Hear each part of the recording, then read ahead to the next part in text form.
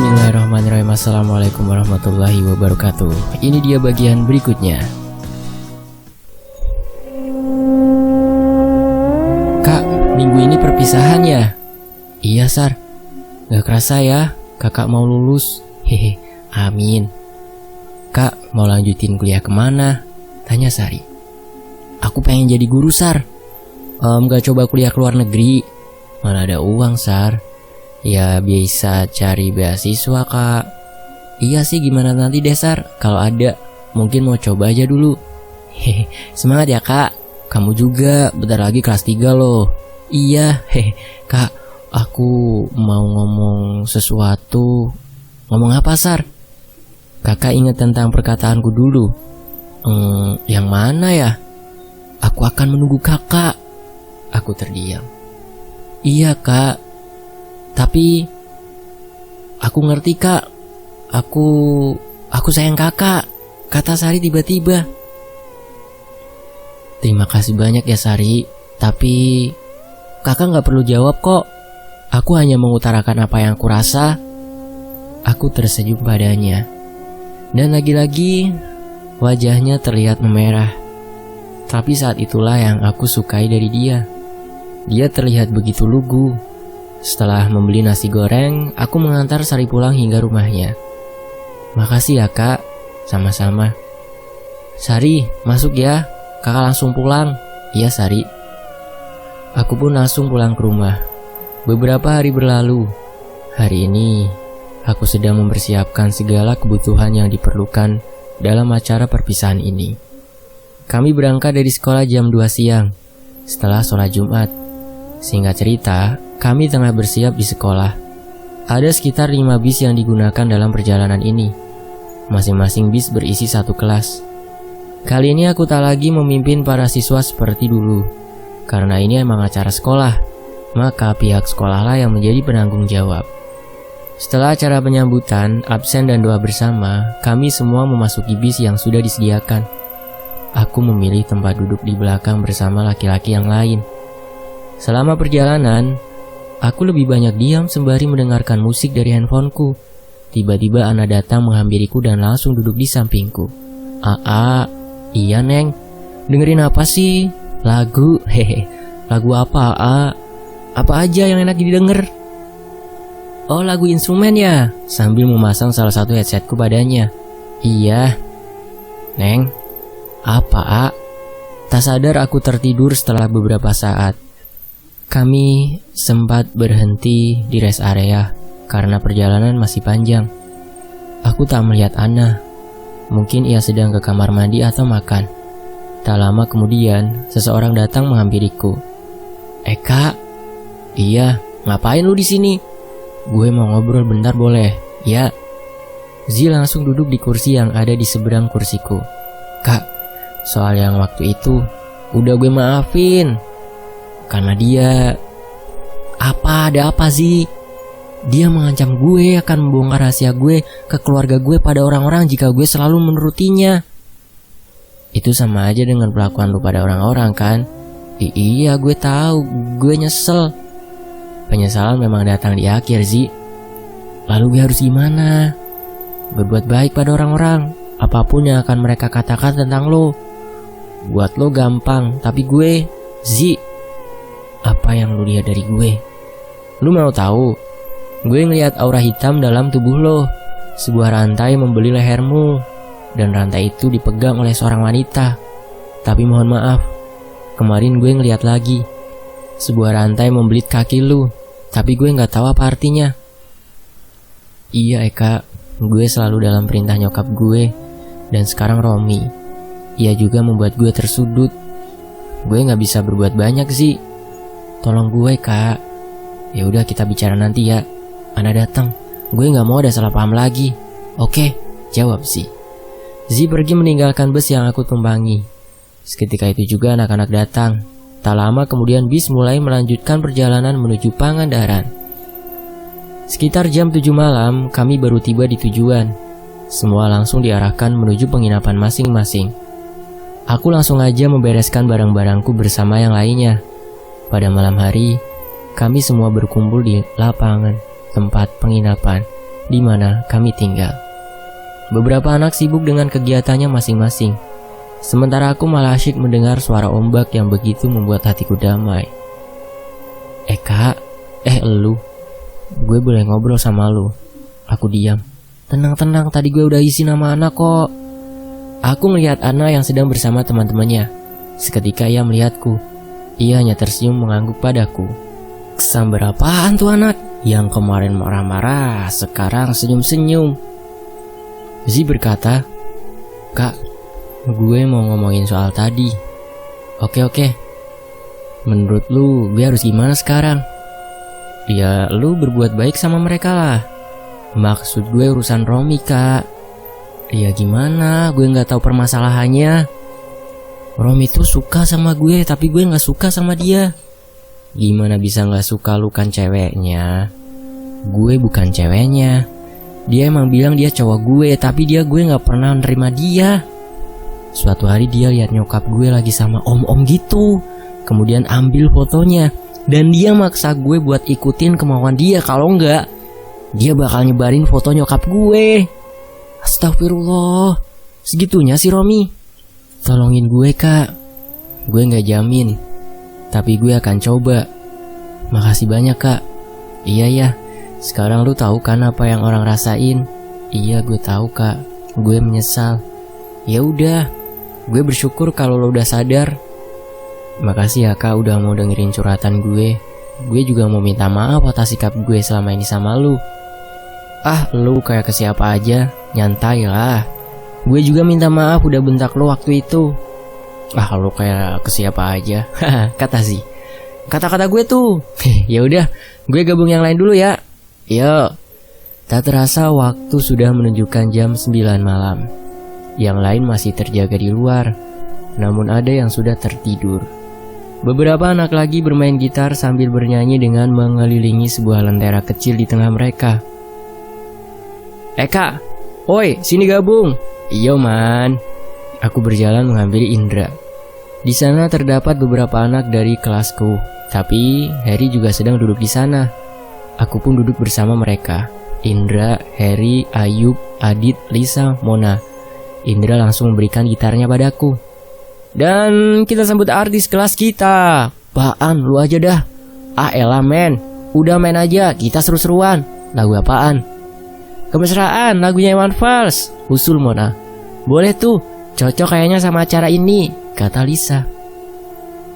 Dan saat bernyanyi, tiba-tiba Ana datang menghampiri kami dan melanjutkan ref lagu ini. Sungguh benar-benar momen yang luar biasa. Selanjutnya kami memilih lagu yang berjudul Sepanjang Jalan Kenangan, karena sebentar lagi kita semua akan memulai kehidupan yang baru di luar sana. Aku berjalan ke penginapan untuk beristirahat. Tapi saat sampai di kasur, handphoneku bergetar dan terus bergetar. Saat aku lihat, ternyata BBM masuk dari Ana dan Sari. Waduh, calon bini gue. Bercanda, ampun. Udah tidur. Kakak udah tidur. Dua-duanya sama. Weh, kok bisa sama gitu ya? Sepertinya ada niat terselubung nih. Langsung saja aku membalasnya dengan broadcast, namun hanya kukirimkan pada mereka berdua. Udah nih, lagi mimpi bawa truk di laut. Ih, kok bece sih? Hehehe. Kok broadcast, Kak? Aku chat grup aja kali ya. Aku langsung invite Sari dalam pembicaraanku dengan Ana. Aku sudah tak kuasa menahan rasa ngantuk. Mungkin dengan mereka berdua ngobrol aku bisa terlelap. Tapi sebelum tidur aku sempat membaca isi pesan mereka. Loh, kok ada Sari? Iya, kok ada Kana juga? Kak, kamu BBM-an sama Sari ya? Setelah itu aku terlelap dalam tidurku. Keesokan pagi, aku sedang menikmati secangkir teh hangat di teras penginapan. Banyak sekali pemandangan indah di lapangan. Para siswa lainnya ada yang sedang senam di sana, ada yang sedang jogging, olahraga lainnya, sementara aku hanya duduk santai. Aku membuka handphoneku dan melihat chat mereka semalam. Buset, apaan nih? Isi BBM Ana semua marah-marah karena aku tinggal tidur. Sementara Sari terus mencoba menenangkannya. Aku scroll chat tersebut dan melihat Ana yang sepertinya membagikan foto-foto memalukanku di saat di kelas. Contohnya, saat aku tidur dengan wajah gak karuan. mulai dari foto terjelek sampai foto yang paling jelek. Saat itu juga Ana datang menghampiriku dengan wajah dan aura pembunuhnya. "Ampun, jangan gambar lagi. Ih, kamu tuh nyebelin. Mau ditemenin juga malah tidur. Aku ngantuk, nak." Seketika itu ia langsung mengambil cangkir teh hangatku. Aku langsung menutup kepalaku dengan tangan. Mungkin saja Ana mau menumpahkan teh itu padaku. Tapi setelah sekian detik, tak ada air tumpah di kepalaku. Aku melihat Ana yang langsung menghabiskan teh hangatku. "Ah elah, dihabisin. Hehe, aus. Gak olahraga. Aku mau ngajak kamu malahan. Ayo siap-siap, kita jogging ke pantai. Capek, nak. Manja banget sih. Ayo ah." Dia yang manja kok aku yang kena. Pada akhirnya aku mengalah dan mengikuti perintahnya. Kami jogging di sekitaran pesisir pantai. Setelah sekitar 30 menit kami berolahraga, Ana mengajakku istirahat. Ngatain manja, baru segitu udah capek. "Bawel, aku capek," kata Ana. "Ya udah istirahat dulu, gendong." Nada manja. Kagak capek ah." "Iya udah." Aku duduk di samping Ana yang sedang beristirahat. Banyak orang-orang baru yang aku lihat. Aku sedikit penasaran dengan sosok mereka semua. Ku coba menggunakan lagi kekuatanku ini, namun sebisa mungkin tak disadari oleh Ana. Sosok-sosok baru aku lihat di sini seperti manusia berkepala kuda. Ada juga yang seperti sosok kentaur. Kemudian ada yang memiliki tentakel seperti gurita. Ada lagi yang tubuhnya berwarna hitam pekat seperti bayangan. Tapi aku tak terlalu memperdulikan mengapa sosok mereka seperti itu. Iya neng." Ngapain? Kelilipan?" Enggak. Iya nih." Aku langsung berpura-pura menggosok mataku. "Sini aku tiup." "Gak usah neng, udah gak apa-apa kok." Setelah lulus nanti mau lanjutin kemana?" "Entahlah neng, tapi aku pengen jadi guru." "Amin. Kalau kamu?" "Aku mau coba cari beasiswa terus kuliah di luar negeri." "Amin, berarti kita LDR dong." Hehe. Ikut aja, siapa tahu keterima terus kita bisa kuliah sama-sama di luar negeri." "Insya Allah deh neng." "Atau udah lulus kita nikah aja." "Masih terlalu muda neng." "Loh, apa salahnya, kan banyak tuh nikah muda. Udah gitu sukses lagi." Neng, masih banyak yang harus aku pelajari, apalagi ilmu agama." "Ya udah, apapun keputusannya, semoga itu yang terbaik buat AA. Semoga apa yang kamu cita-citakan dapat terwujud." "Amin. Juga." Ana menyandarkan kepalanya ke bahuku. Setelah olahraga, kami kembali ke penginapan. Di sana dari panitia sendiri sudah mempersiapkan untuk sarapan bersama dari tiap kelas. Siang hari adalah waktu latihan untuk pentas kesenian nanti malam. Masing-masing kelas akan menampilkan kreasi mereka. Begitu juga dengan kelasku, baik itu musik atau drama atau yang lainnya. "Kita mau nampilin siapa nih?" "Nempilin? Gampar maksudnya?" "Menampilkan apa maksudnya?" "Terserah." "Drama gimana?" "Janganlah, gue gak bisa acting. Nanti malah terkesima lihat kegantengan gue," kata Adit. "Pede amat lu, waktu gak banyak nih, kita mau tampilin apa?" kata Mona. "Musikalisasi puisi gimana? Semalam kan ada Netra tuh yang bisa gitar, Ana yang puisi, secara mereka kan Pak nulis." "Setuju, itu aja udah. Jadi semua ikut ya, pada jadi paduan suara." "Boleh dah, gue setuju," kata Ayub. "Yang setuju angkat kaki kalian. Tangan kalian. Tangan kanan maksudnya," kata Lisa. Dan semuanya angkat tangan. Ini berarti aku harus bermain gitar lagi nih.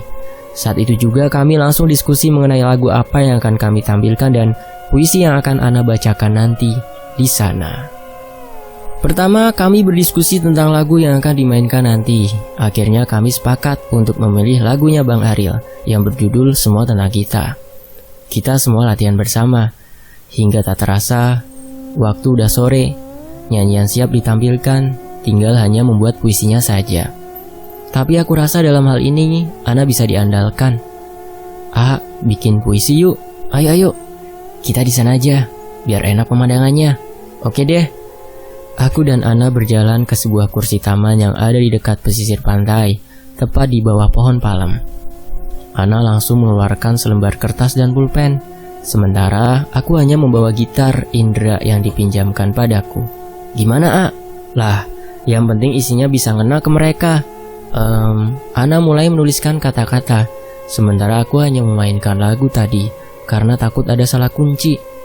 Sekitar 30 menit, kami tak berbicara. Ana sibuk dengan kertasnya. Akhirnya ia selesai membuat puisi tersebut. Saat aku baca isinya, mawar itu biru, violet itu merah. Aku harus pergi kamar mandi. Tot. Singkat cerita, malam hari tiba. Kini saatnya kami menampilkan apa yang telah kami persiapkan tadi. Dan kelasku menjadi penampil terakhir di acara ini. Seketika aku mengambil gitar dan mulai memetiknya. Kalian tahu apa yang kami harapkan? Berharap tepuk tangan, sorak-sorai dari mereka semua. Tapi semua berbeda saat Ana mulai membacakan puisinya. Puisi yang aku sendiri pun tak tahu bagaimana isinya.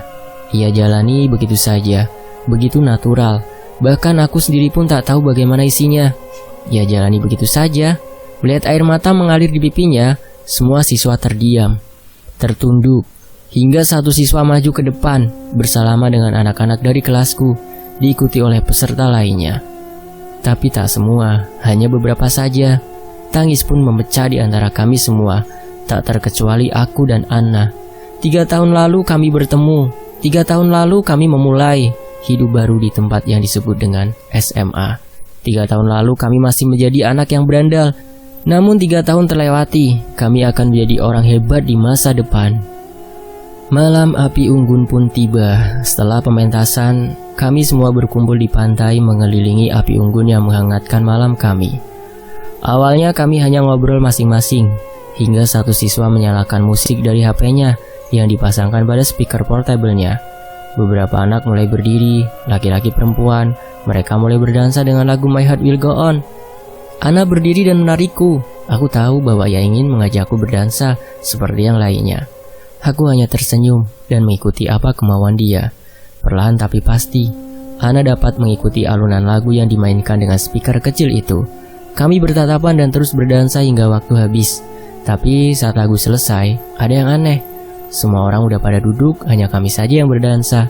Tepuk tangan mengisi heningnya malam ini, memberikan apresiasi mereka terhadapku dan Ana. Kami kembali duduk bersama mereka. Sekitar jam 11 malam, beberapa anak sudah kembali ke penginapan mereka, terkecuali aku dan Ana yang masih duduk di dekat api unggun. Tahu nggak? Aku seneng malam ini, kita bisa ngabisin waktu sama-sama. Iya sih, tapi waktu dansa itu loh, kenapa? Hehe, malu. Enggak sih, nggak biasa aja. Ya udah, itu kan kita karena terbawa suasana, kata Ana. Kamu nggak ngantuk, Neng? Enggak, masih pengen di sini. Suasananya enak. Asal jangan minta gendong aja ya. Itu mah maunya AA aja. Hehehe. Saat kami sedang mengobrol bersama, Ana menyandarkan kepalanya padaku sambil menatap api unggun yang masih menyala. Tiba-tiba seseorang datang padaku. Dia adalah Z. Hei, ngapain lu kesini? Nak, udah jangan mulai deh. Tadi aja mewek, sekarang ngambek. Tuh AA mah belain dia terus. Udah tenang. Gue gak akan rebut dia. Dia bukan level gue. Buset, ntar juga kelepak-lepak lu. Ih, AA nakal. Sambil mencubit hidungku hingga memerah. Saat Ana mencubit hidungku, bersin tak kunjung berhenti. Ana hanya tertawa melihat kondisi hidungku yang sedikit memerah. AA, hidungnya tambah pesek tuh, kata Ana. Udah mancung kayak Mr. Bean ini. Z pun berkata, Ana, gue boleh ngobrol bentar sama lu? Mau ngobrol di sini aja, kata Ana. Serius banget, gak bisa, ada netra. Z menarik tangan Ana dan menjauh dariku. Aku hanya berbaring di pasir dengan beralaskan tikar sambil menatap langit yang begitu kosong. Seketika mereka kembali, ekspresi wajah mereka tiba-tiba berubah. Mereka memasang tampang serius sambil berjalan menghampiriku. Bangun, kata Ana. Apa nak? Bangun aja cepetan. Iya ya, sambil membangunkan badan. Ikut aku sekarang, kata Ana. Kemana? Ke kamar. Astagfirullah, istighfar nak. Pede banget sih, emang mau ngapain coba? Iya, terus ngapain? Mati lu. Ana menarik tanganku. Z hanya tertawa melihat wajah panikku karena Ana. Benar saja, Ana membawaku ke penginapannya, tapi hanya di luar, gak sampai masuk ke dalam. Terus berdua, jadi bertiga. Ada apa sih, Nak? Katanya kamu deket-deket sama Sari ya? Hah? Siapa yang bilang? Zi. Tahu dari mana coba? Dia kan keponakan guru kamu, ya pasti tahu lah. Buset, jangan salah paham lah. Terus apa? Gak ada apa-apa, cuma rekan mengajar aja Rekan ngajar tapi pulangnya berduaan terus. Udah gitu manggilnya sayang lagi. Ya Allah, nah kita gak ngapa-ngapain. Lagi pula kalaupun gitu kan karena emang arah jalan pulang kita satu arah. Kamu mah. Ana menangis. Zi ngomong apa aja sih kok Ana jadi kayak gini? Perasaan kemarin gak segininya cemburu, terus manggil sayang. Ini yang paling tak aku mengerti, ucapku dalam hati. Cie cemburuan, apa? Lu ngomong apa sih, perasaan kemarin gak begini banget? Hehehe, nah gue cuma bercanda. Dia emang sering pulang bareng sama perempuan, tapi bukan Sari. Hah? Maksud lu apa? Ya sama murid-muridnya lah. Sendok. Bener. Sambil mendekatkan wajahnya padaku, Ana bertanya. Iyalah. Tapi kok tadi kayak ngebelain Sari gitu? Udah sekarang kan gak ada Sari, cuma kita. Iya kita. Oi, gue jadi kambing conge dong, kata Zi. Lagian lu ngomongnya aneh-aneh Zi. Gue bercanda doang kak. Tenang, gue gak akan rusak hubungan kalian kok. Iyalah. Zi langsung pergi meninggalkanku. Ya udah aku ngantuk, sekarang kamu tidur, suruh Ana. Lah, kamu yang ngantuk, aku yang disuruh tidur. Biji mana? Hehe. Ya udah, aku juga tidur. Selamat tidur Syahla. Selamat tidur Netra. Seketika itu Ana langsung masuk. Ia melambaikan tangannya saat di pintu penginapannya. Aku berjalan kembali ke arah api unggun yang masih menyala. Ditambah lagi dengan aku yang masih belum terlalu mengantuk. Saat aku berjalan ke sana, aku melihat Zi yang sedang duduk menghadap api unggun. Tukang gosip gak tidur nih. Enak aja, lu gak tidur? Gak ngantuk gue, insom. Cia gaya lu. Lu kenapa sih pakai cerita begitu ke Ana? Seneng aja. Abis lu kelihatan akur mulu. Kali-kali berantem boleh lah. Buset. Iya sih. Udah lu tenang. Gue gak akan merusak hubungan lu. Gue udah bukan siang dulu. Gue pengen berubah kak. Ucapan lu saat itu mengenai Romi yang mengendalikan gue benar-benar membuat gue selalu berpikir, mungkin ini hukuman yang Tuhan kasih buat gue. Bagus deh sih. By the way, makasih banyak ya kak. Buat apa? Lu masih mau bantuin gue, padahal gue udah jahat banget sama lu. Dan gue minta maaf udah salah menilai lu. Zi, semua orang pernah berbuat salah, termasuk juga gue sih. Gue juga minta maaf ya udah gasar sama lo. Jadi kita temen nih. Kalau suami istri gimana? Plak, Zi menampar pipiku. Ingat Ana, sakit ih. Habis lu ada-ada aja sih. Namanya juga bercanda sih, mencairkan suasana gitu biar lebih akrab. Iya deh, jadi gimana? Ya gue berteman dengan siapapun. Karena tamparan Zi aku semakin tak bisa tidur. Waktu menunjukkan jam 1 pagi. Zi tak menampakkan wajah-wajah kantuknya. Ia masih saja jangan coblak curhat denganku. Kak, gue mau tanya. Go on. Gue pernah bilang kalau suatu malam gue pernah sakit dan lo juga ngerasain hal yang sama. Menurut lo kenapa ya? Gak tahu gue sih. Gue juga suka ngerasain akhir-akhir ini. Kata dokter kalau dibiarkan bisa membuat retinanya rusak. Dan dokter pun gak tahu ada apa dengan mata ini. Gue takut kak. Ya udah gak apa-apa, semoga gak terjadi hal buruk. Gue juga udah gak terlalu sering pakai mata ini lagi. Oh ya? Kenapa kak? Entahlah. Gue ngerasa gak ada manfaatnya lihat aib orang. Iya mungkin itu benar kak. Tapi gue yakin ada alasan lain saat Tuhan menciptakan kita berbeda. Iya sih. Apa yang lu lihat dari gue? Gue ngeliat lu gunain mahkota raja dengan cermin di dada lu. Gue ngeliat seorang di cermin itu ada seorang perempuan yang wajahnya gak jelas untuk gue lihat. Dan ada sedikit retakan dalam cermin itu. Iya sih, lu bener. Ada apa kak? Apa maksudnya? Saat camping dulu, gue ngeliat diri gue sendiri di pantulan air. Dan seperti yang lu lihat, saat itu gue ngerasa cemburu pada seseorang. Dan cermin itu retak. Terus lu cemburu sekarang? Enggak sih, gue bingung. Kenapa kak? Lu tahu gue pacar Ana, tapi seseorang di luar sana bilang bahwa dia akan menunggu gue. Gue takut memberi harapan yang kosong padanya.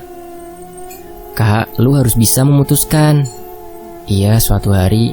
Tapi dia mengerti dengan kondisi gue, dan dia gak keberatan jika harus menunggu gue. Sehari itu berbeda kak.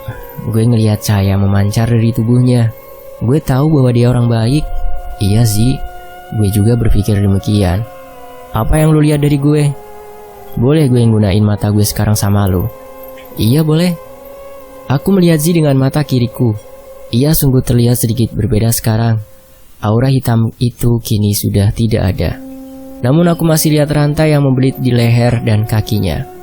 Aura hitam itu kini telah berubah menjadi cahaya seperti sari. Cahaya berwarna putih kehijauan. Aku langsung mengatakan hal ini padanya. Lu gak berbohong? Tanya sih. Enggak sih, beneran. Gue boleh cerita gak? Tentu. Sebenarnya lu bener kak. Gue selalu berada dalam tekanan nyokap gue. Nyokap gue berubah semenjak bercerai dengan bokap. Dia selalu nyuruh gue ini itu yang menurutnya bisa menguntungkan kita. Tapi gue tahu bahwa itu semua gak berarti buat gue. Karena yang gue ingin bukan harta, tapi kasih sayangnya. Nyokap gue nikah di usia 17 tahun sehingga sekarang masih terlihat muda. Dan terkadang dia pergi bersama seseorang yang tak aku kenal. Aku menyuruhnya untuk berhenti pergi gak jelas dengan laki-laki itu. Tapi nyokap gue malah membentak gue dengan alasan menghidupi gue. Aku melihat air mata Zi yang mulai menetes di pipinya. Aku dapat merasakan kesedihan yang ada dalam dirinya. Kisahnya tak terlalu jauh berbeda dengan Ana.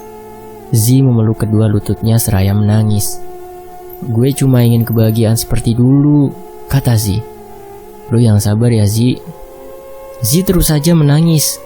Ia memejamkan matanya. Suasana begitu hening.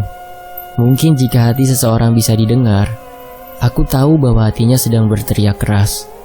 Ia membuka mata dan menatapku. Sorry ya, gue jadi curhat gini kak. Kebetulan aku membawa sapu tangan di saku celanaku. Tadinya akan aku gunakan untuk membersihkan tangan saja. Aku pun memberikan sapu tanganku padanya. Zi langsung mengambil sapu tangan yang aku bawa dan menghapus air matanya. Udahlah Zi, tak apa. Jika menangis membuatmu lebih baik, keluarkan aja semuanya. Kenapa harus gue kak? Zi kembali menangis. Jika Ana tahu dengan keberadaanku dengan Zi saat ini, dia pasti akan marah padaku. Seketika itu entah mengapa tiba-tiba tanganku mengusap rambut panjangnya. Ia langsung menangis kembali, seperti mencoba mengeluarkan semua beban yang ada di dalam dirinya. Gue tahu lu wanita yang kuat Zi. Ini semua terlalu berat buat gue kak. Allah gak pernah menguji hamba melebihi kapasitas mereka Zi. Suatu hari nanti lo akan kembali menemukan kebahagiaan lo. 2 menit tak berbicara, matanya terlihat memerah karena tangisnya. Seketika itu ia langsung menatapku, dan senyuman kecil muncul dari wajahnya. Dia langsung menghapus air matanya sambil memberikan sapu tangan yang aku berikan tadi. Udah lu simpan aja. Gak apa-apa kak, gue kembaliin. Gak udah, lu simpan aja udah. Masih banyak kok. Lu gak ngantuk kak? Insom gue. Kalaupun tidur paling ketiduran di sini. Tuh anak-anak lain juga banyak yang di sini kan? Iya sih kak. Kalau lulus lo mau kuliah atau kerja? Gue pengen kuliah sih. Gue pengen jadi guru. Ternyata pengalaman mengajar di madrasah itu menjadi pelajaran buat gue. Gue ngelihat generasi sekarang udah kacau, gak seperti dulu. Gue ingin memperbaikinya. Amin, doa sih. Lu sendiri gimana sih? Gue pengen jadi akuntan. Hehe. Semoga impian lu tercapai ya. Kalau lu tidur di sini gue ikut ya. Janganlah ntar Ana salah paham lagi. Lagian pasti kamar penginapan juga udah dikunci. Iyalah terserah lu. Tapi kalau Ana sampai ngambek, lu yang ngadepin. Dia kan cewek lu, kenapa jadi gue? Kan lu yang pengen. Aku berbaring di tikar ini menatap langit. Api unggun mulai mengecil. Tapi ada saja anak-anak yang menyiramkan minyak sehingga membuatnya kembali menyala. Zi ikut berbaring di dekatku, dengan posisi kepalanya menempel dengan kepalaku. Zi berkata, gue gak nyangka ya, di dunia ini masih ada cowok sebaik lu. Iyalah, gue gitu. Jawabku GR. Jangan GR ya. Haha, lu naksir gue nih ye. Itu mah mau lo aja, jawab si.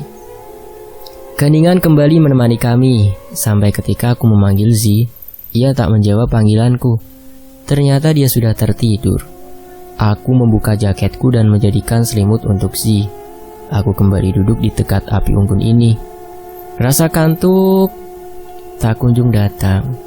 Hingga jam 3 pagi, aku mulai merasa mengantuk dan akhirnya tertidur di sana. Jam 5, aku terbangun karena mendengar suara azan. Aku langsung melaksanakan sholat di dekat situ. Setelah sholat, aku kembali ke tempatku tidur tadi. Z masih ada di sana. Ia masih tidur cantik. Beberapa anak sudah bangun sambil mencoba menghangatkan diri di dekat api unggun. Sesaat aku merebahkan tubuh ini, tak sadar aku kembali tertidur. Plak plak plak plak plak plak. Seseorang menamparku. Bangun bangun weh, kata seseorang itu. Apaan nih, main gambar aja, gue pites juga. Apa? Kamu udah berani ya sama aku? Neng, bercanda. Oh, jadi semalam tidur sama Zia? Aku langsung bangun dan melihat Zia yang sedang berdiri di belakang. Sampai dipakein jaket segala ya. Gitu kamu ah. Ana marah. Iya ampun nak, jawabku. Tahu ah. Ana pun pergi menjauh dariku. Aku mengejarnya sambil terus memanggilnya, hingga ia membawaku ke penginapannya. Seketika itu dia langsung menutup pintu dan menguncinya. Aku terus menutup pintu kamarnya, namun Ana tak kunjung keluar juga. Aku tahu bahwa aku telah salah. Aku tak menghargai Ana sebagai kekasihku. Aku terus menunggunya keluar meski beberapa temanku terus bertanya, ada apa aku dengan Ana? Cekrek, seorang membuka pintu. Ana keluar dari dalam ruangan. Ia menunduk saat menghadapku. Bahkan tak sedikit pun wajahnya terlihat olehku. Wajahnya tertutup oleh rambutnya. Ia terseguk-seguk, seperti seseorang yang baru saja menangis. Nak, maafin aku nak. Ana diam saja. Please maafin aku. Aku tahu aku salah. Aku mendekat padanya. Ia masih tak berbicara. Tak sadar aku memeluknya dengan begitu erat. Janji gak nakal lagi. Ia tersenyum. Janji. Jangan gitu. Aku gak benar digituin. Tapi cewek lain. Iya ya, aku udah minta maaf neng. Ya udah deh. Sekarang kamu mau apa? Pengen es krim. Terkadang aku bingung dengan perempuan. Kadang moodnya bagus, tiba-tiba jadi jelek. Kadang sebaliknya juga. Bagiku kebahagiaan Ana merupakan suatu hal yang selalu aku tunggu-tunggu. Hari ini kami akan kembali pulang ke Bandung. Acara sudah selesai. Tak banyak kegiatan yang kami lakukan di hari terakhir ini. Kebanyakan orang berfoto ria. Aku pun begitu. Banyak foto yang aku ambil bersama teman-temanku. Tapi lebih banyak lagi dengan Ana. Singkat cerita, selesailah masa SMA aku. Kini aku akan menginjak gedung yang lebih tinggi, di mana aku akan dilatih menjadi manusia yang berilmu di tempat yang disebut dengan universitas. Hari ini aku mendapat sebuah kabar mengenai beasiswa yang dilaksanakan oleh Dinas Pendidikan, di mana 100 orang yang beruntung dapat berkesempatan kuliah di University of Melbourne. Wah, ini merupakan kesempatan untukku. Meski kemungkinannya 1 dibanding 100.000 untuk bisa lulus. Tapi siapa tahu aja rezekiku ada di sana. Beberapa hari berlalu dan kuisi dengan belajar. Kini saatnya aku mengikuti seleksi beasiswa itu. Terdapat 4 tahap seleksi penerimaan beasiswa kuliah di luar negeri tersebut. Tahap 1, tahap 2, tahap 3 telah kulalui dengan mulus. Kalian tahu, tak hanya aku yang mengikuti seleksi ini, tapi Ana pun ikut berusaha meraih mimpinya untuk kuliah di luar negeri. Hari H telah tiba, di mana hari ini aku akan mengikuti tes terakhir. Tes yang menentukan apakah aku akan lolos atau tidak. Seharian aku terus berdoa agar bisa melewati ujian ini dengan lancar. Aku dan Ana saling memberikan support, tentunya dengan dukungan keluarga juga. Tring, tes pun selesai, dan hanya tinggal menunggu hasilnya saja. Sekitar 1 minggu, aku mendapat kabar bahwa hasil seleksi telah diumumkan di sebuah website. Aku mengajak Ana untuk bertemu dan melihat hasil itu sama-sama. Dan dia mengajakku untuk bertemu di rumahnya saja, karena kebetulan ia punya laptop dan koneksi internet. Katanya di website ini, Neng. Coba aku buka ya, A. Nah, ini kayaknya. Nah, iya bener. Nih ada kolom peserta yang lolos. Kami melihat nama-nama yang ada di tabel tersebut. Berulang-ulang kami mencari dan akhirnya kami menemukan sebuah nama di urutan ke-60. Syahla Kirana dari SMA Negeri. Alhamdulillah, kamu berhasil, Nak. Sekarang tinggal cari nama AA. Kami mencari namaku di tabel tersebut. Tapi setelah beberapa kali mengecek tulisan-tulisan itu, namaku tak tercantum di sana. Dengan berarti aku telah gagal. Aku menghembuskan nafas dan bersandar di sofa. AA seriusan gak lolos? Sudahlah, Nak. Aku gak percaya. Sambil terus mencari lagi, kata Ana. Sudahlah, Nak, jangan buang waktu. Mungkin bukan rezekiku. Ana menyimpan laptop di sampingnya, kemudian ia memelukku dari samping. Aku telah gagal mendapat sebuah beasiswa ke luar negeri. Apa ini berarti semua usahaku telah sia-sia? Jangan sedih ya. Iya, tak apa, Neng. Aku gak mau sedih. Aku akan menemani di sini. Jangan, Neng, gak perlu. Kamu udah berusaha keras jauh ini. Impianmu hampir terwujud. Aku gak mau kamu gagal meraih mimpi karena aku. Kamu harus kuliah. Tapi gak pakai tapi, Neng. Aku juga akan melanjutkan kuliah di sini. Sekarang kamu tatap ke depan ya. Ada mimpi yang harus kamu kejar. Ada kesuksesan yang harus kamu jemput. Aku yakin kita akan baik-baik saja. Yakin. Neng, kamu wanita yang cerdas. Kini saatnya kamu melangkah lebih jauh menuju dunia yang baru. Jangan patah semangat ya, Aku yakin juga akan sukses suatu hari nanti, menjadi guru yang diteladani banyak orang. Amin. Aku sayang sama Aku juga sayang sama Neng. Beberapa hari kemudian, Ana memberitahuku bahwa 2 minggu lagi ia akan berangkat ke Australia, di mana ia akan menginjak pendidikan tinggi di sana. Ia akan terbang bersama rombongan yang lainnya, dan katanya semua biaya sudah ditanggung, sehingga Ana hanya tinggal mengikuti kuliah saja. Hari ini aku telah mempersiapkan diri untuk mengikuti kegiatan orientasi di kampus. Iya, aku mengikuti ujian masuk perguruan tinggi di salah satu PT di Bandung. Dan alhamdulillah aku telah lulus. Singkat cerita 2 minggu kemudian. Gak ada yang ketinggalan kan, Neng? Gak ada, Baju-baju, obat, semua udah. Udah, Handphone, laptop. Udah, semua udah aku persiapkan kok. Aku merasa berat melepas kepergian Ana. 3 tahun bukanlah waktu yang sebentar. Di Australia, S1, 3 tahun. Namun untuk jenjang yang memerlukan degree yang lebih tinggi seperti dokter, insinyur, guru, dan lain-lain, memerlukan waktu sekitar 4-5 tahun. Dan selama itu apakah aku tak akan melihat Ana? Kenapa? Gak apa-apa kok, Neng. Aku merasa berat melepas kamu pergi. Aku kan pergi untuk mencari ilmu. Iya, Neng, aku tahu. Doain Neng ya, biar cepat selesai, pulang, lalu kita nikah. Nikah? Ana hanya tersenyum, kemudian ia memelukku dengan begitu erat, seolah berkata ia tak ingin pergi jauh. Kemudian ia memeluk ayah dan ibunya yang sedang membantu persiapan ia pergi ke bandara. Selama perjalanan, Ana tak henti-hentinya memelukku. Aku merasa takut. Tibalah kami di bandara, dan kami belum melihat rombongan para siswa yang hendak pergi ke sana. Aku dan Ana memutuskan untuk makan dulu. Mungkin kami datang terlalu cepat. Setelah izin, kami pergi ke tempat makan dekat situ. Setibanya di sana, Neng, jangan khawatir ya, aku akan baik-baik saja. Ana tahu persis apa yang aku pikirkan.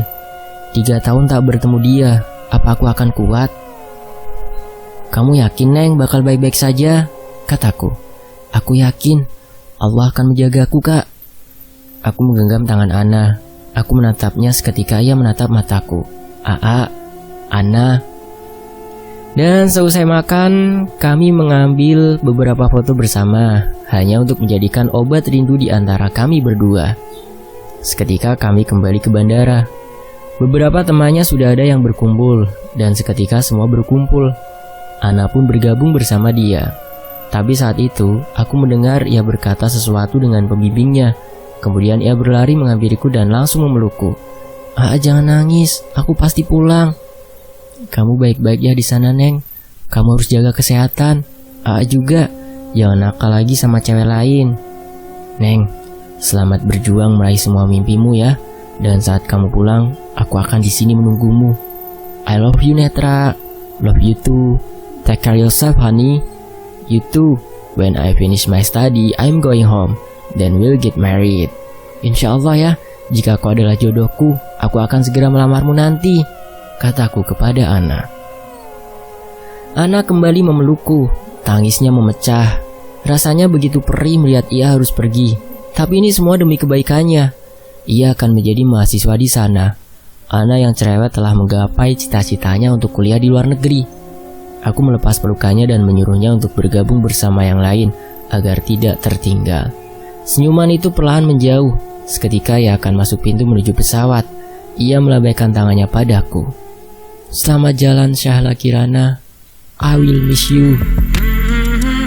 Dan season ini selesai. Terima kasih buat Niopo ya. Dan tentunya makasih banget nih buat teman-teman yang udah mau menyimak kisah ini di sini. Saya pamit ya. Wassalamualaikum warahmatullahi wabarakatuh. Season ini selesai.